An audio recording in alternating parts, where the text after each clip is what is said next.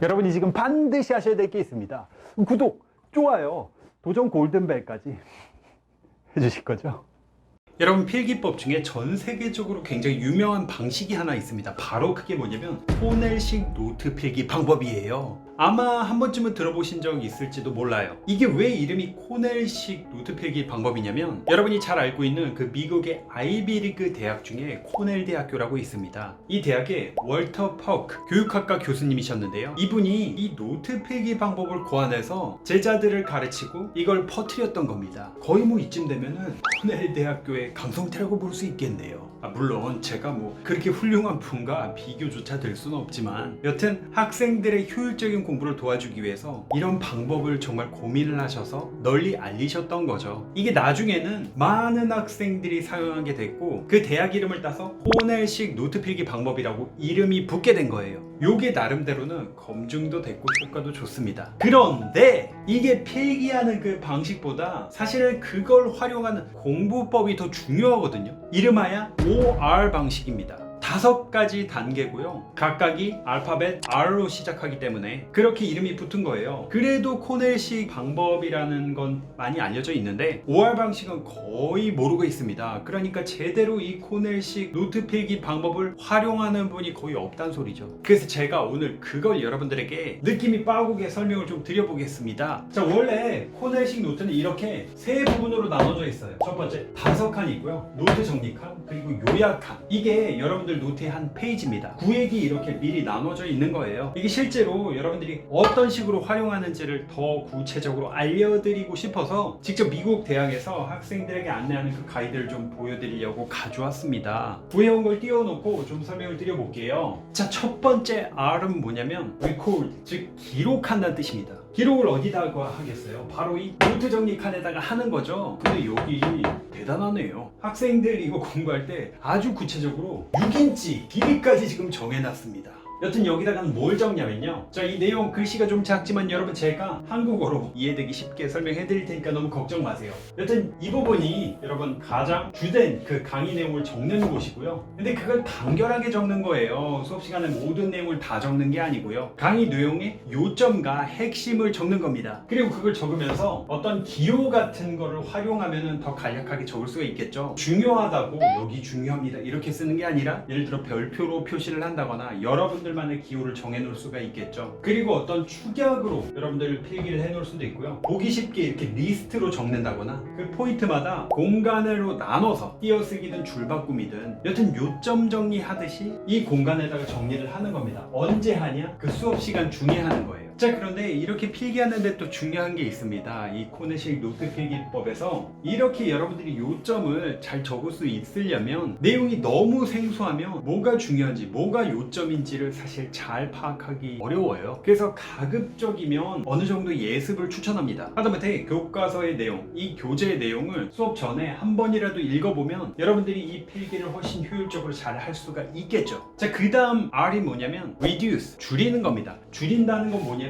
요약하는 거예요. 그 요약을 어디다 하냐면요, 저희 왼쪽에 이제 단서칸이라고 보시면 되는데요, 여기에 main ideas, 핵심 주제를 쓰는 거예요. 그리고 이 내가 필기한 내용과 연결되는 질문을 내가 만들어서 여기다 적어보는 것도 있고요. 그 다음에 여기다가 다이어그램을 적기도 하고, 그리고 공부할 때 실제 이 내용, 본문을 떠오를 수 있게 하는 그 내용을 여기다가 적는 겁니다. 언제 적냐면 수업이 다 끝난 다음에 복습할 때 적는 거예요. 자, 그리고 밑에 칸 또한 여기 서머리라고 돼 있죠. 요약하는 칸입니다. 물론 여기서도 지금 어느 정도 요약을 해서 적지만 이 밑에 최종 요약을 적는 거예요. 거의 한 줄 정도. 그래서 여러분들이 아주 짧은 시간에 이 내용을 훑어볼 때 이 요약함만 쓱쓱 보면서 넘어가도 이런 내용이 있구나, 순식간에 훑어볼 수 있게 되는 거죠. 이건 언제 적냐? 이것 또한 수업이 끝난 다음에 복습을 하면서 적는 겁니다. 이 높이가 지금 보니까 2인치네요 2.5인치고요 이 정도로 정해놨어요. 이렇게 적은 다음에 세 번째 R은 뭐냐면 recite, 암송하는 거예요. 암송을 어떤 식으로 하냐면, 쉬운 방법은 여기 필기한 이 내용을 가립니다. 노트 정리한 이 내용을 가려요. 그러면 남는 건 여기 여기에 핵심 아이디어, 주제와 그리고 이 내용에 대한 질문을 여기다 적어놨잖아요. 요걸 보고 이 가려진 필기 내용을 내가 말해보는 겁니다. 근데 여기서 월터 교수님께서 내가 실제로 말을 할 때 속으로 말해보거나 하는 것도 좋지만 꼭 소리를 내서 읽어보라고 추천을 하세요. 읽으면서 머릿속에 여러분들 지식이 좀 더 명확해지고 또 그렇게 다시 보면서 내가 추가적인 생각이 나는 게 있다고 한다면 내용을 더 추가할 수도 있겠죠. 자, 네 번째가 reflect, 반성하다, 생각하고 또 숙고하는 그런 과정입니다. 단순히 그냥 복습을 하는 게 아니라 이 내용을 보면서 깊이 있게 질문을 하고 그리고 내가 과거에 배웠던 내용이 있다면 그거랑 어떻게 연결이 되는지를 더 한번 생각해보는 그런 시간이에요. 그 깊이 있는 원래를 좀 더 잘 이해할 수 있게 되겠죠. 자, 마지막 다섯 번째는 여러분 복습하는 과정입니다. review. 이거 뭐 너무 간단하죠. 이 노트 정리한 걸 다시 보거나 이 단서칸을 보면서 정리한 내용들을 다시 떠올려 보거나 다시 읽어보거나 하면서 완전히 여러분들께 될 때까지 복습해 보는 겁니다. 자, 이렇게 다섯 가지의 단계예요. 5R 방식인데 근데 여러분 다 뭐가 붙나요? 이 단어 앞에 RE가 붙죠. we가 붙습니다. 제가 어원 강의를 할 때도 말씀드렸지만 접두사 이 RE가 붙으면 다시란 뜻입니다. 백, 뒤로 돌아간다는 의미도 가지고 있고요. refill, 음료를 리필하다 할 때 그걸 다시 채우거나 아니면 요 내가 받았던 내용물이 다시 뒤로 돌아가는 상태가 되는 거죠. 근데 여러분 다시 이게 뭡니까? 결국에는 복습이에요. 노트의 가장 중요한 존재 이유는 사실 내가 적은 걸 다시 보기 위한 거예요. 다시 보기 위해서 내가 지금 적는 거잖아요. 그래서 여러분이 이런 코넬식 노트 필기 방법, 이 방식을 여러분 쓰신다 하더라도 이게 복습하고 다시 보고 하는 게 핵심이라는 걸 여러분들이 깨달으셨으면 좋겠습니다. 실제로 코넬식 노트 필기 방식으로 필기를 한 경우에 이런 식이 되겠죠. 수업 시간 내용을 최대한 간략하게 요약해서 적고요. 그리고 왼쪽에 단서나 질문을 적고 혹은 핵심 아이디어를 적고요. 그리고 밑에는 가장 간단하게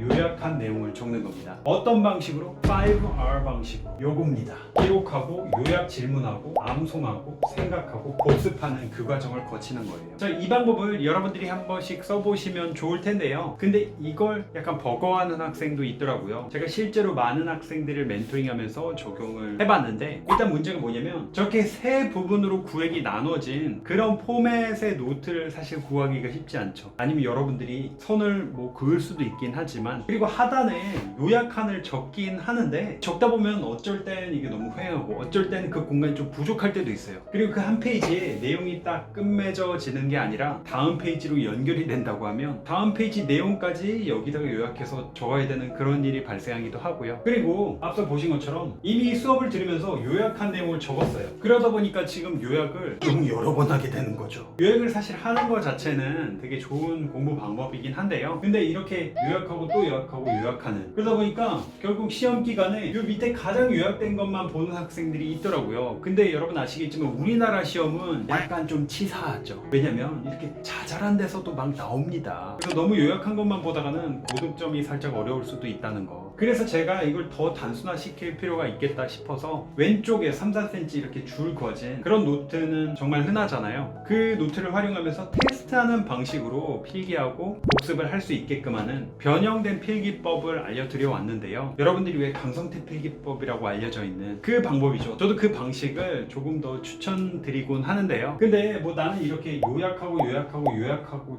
추려나가는 이런 식을 실제로 해봤더니 더 맞는 것 같다. 그리고 이렇게 구획을 나누는 게 번거롭지 않다. 이런 포맷을 내가 인쇄해서라도 충분히 만들어서 활용할 수 있다고 한다면 이런 코넬식 노트 필기법을 활용하셔도 당연히 좋습니다. 자, 그리고 추가적으로 여러분들 어쨌든 필기를 할 때 요약하면서 좀 빠르게 내용을 받아 적을 수 있어야 되잖아요. 그게 사실은 쉬운 일은 아닙니다. 그래서 공식 멘토들은 축약된 기호를 많이 활용해요. 제가 이렇게 효과적으로 노트 필기하는 방법을 물론 국내에 있는 도서나 아니면 연구 결과 뿐만 아니라 해외에 있는 자료들도 정말 많이 참고를 하거든요. 거기에서 흔히 이 학생들이 쓰는 축약 기호를 제가 좀 가져왔습니다. 내용을 보면 이런 식인데요. 보시면 매우 중요하다, 별표, 같다는 등호, 주의해야 하는 부분은 이렇게 당구장 표시.